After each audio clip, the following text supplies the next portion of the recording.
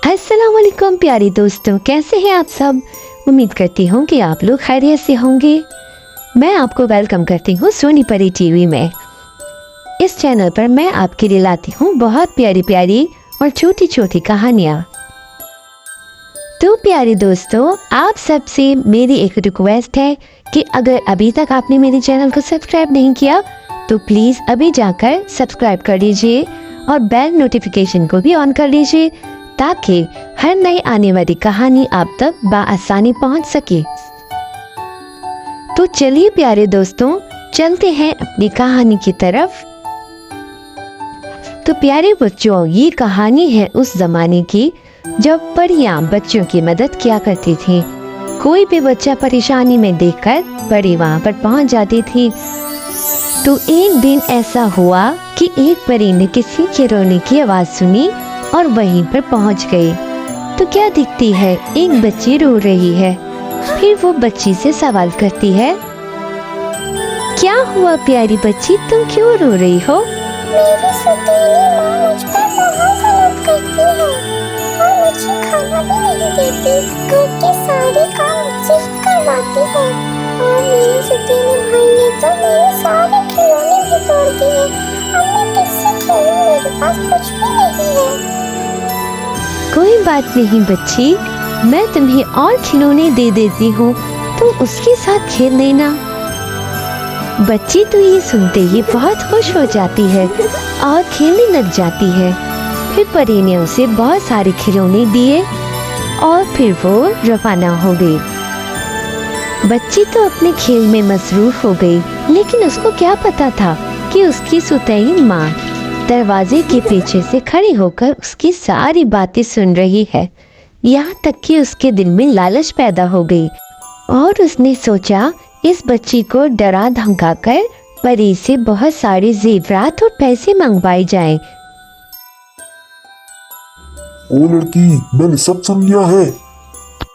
जिंदा रहना चाहती है तो मुझे जेवरात और पैसे मंगवा के दे, समझ गई। और फिर वो बच्ची को डरा धमकाकर घर के तमाम काम उससे करवाती है।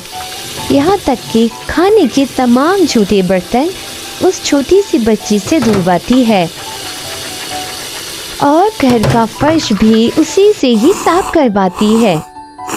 वो छोटी सी नन्ही सी बच्ची सारा दिन इन्हीं कामों में लगी रहती थी।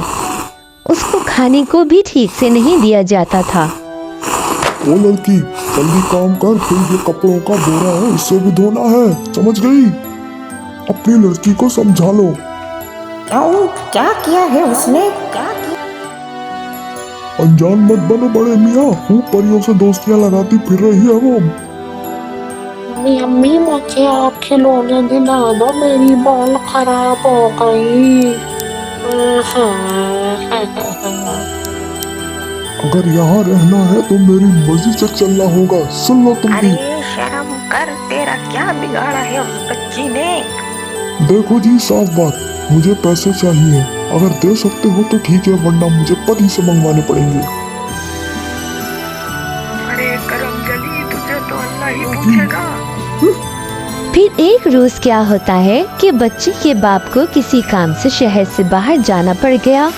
उस दिन बहुत तेज बारिश हो रही थी। बच्ची अपने बाप को जाते हुए देखकर बहुत रो रही थी, क्योंकि उसको पता था कि बाबा के जाने के बाद मेरी सौतेली माँ मुझे बहुत मारेगी और बहुत जुल्म करेगी। और वही हुआ। बेटा जी, अब तेरी खैर नहीं, तेरा तो बाप भी चला गया। अब तू मुझसे नहीं बचेगी, तेरा यहाँ कोई काम नहीं है, तू भी दफा हो जा यहाँ से। खुदगर्ज औरत ने मौके का फायदा उठाते हुए बच्ची को मार डाला। बेचारी बच्ची जान से हाथ धो बैठी।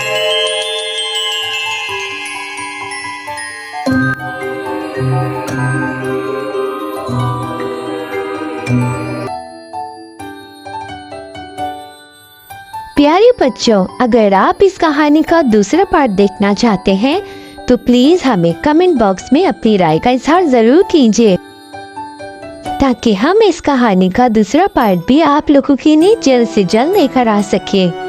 प्यारे बच्चों, अगर आपको मेरी कहानियाँ पसंद आती हैं तो प्लीज़ हमारे चैनल को ज़रूर सब्सक्राइब कर लीजिएगा और बेल नोटिफिकेशन को भी ऑन कर लीजिएगा ताकि हर नई आने वाली कहानी आप तक जल्द से जल्द पहुंच सके।